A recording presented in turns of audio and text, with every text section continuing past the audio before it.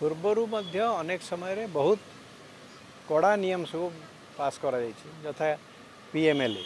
prevention of money laundering act इत्यादि किंतु देखा जाइए जे नियमटा जिते कड़ा होती तार सेतिकी राजनीति उद्देश्य दुरुपयोग करा शत्रु मान को ए फसई दिखाई एवं जो मैंने विरोध करने चेष्टा कर मुह बंद कर दि जाऊँ तेणु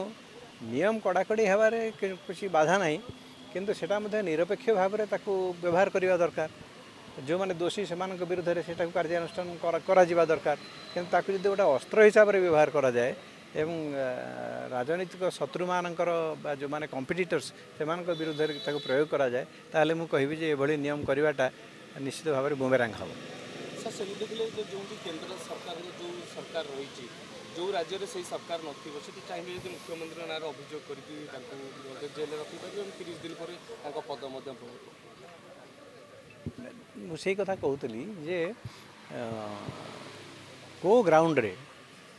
जड़े मुख्यमंत्री को लेकिन आप जेल रखिए जेल रे मुख्यमंत्री जेल रे थिले तेणु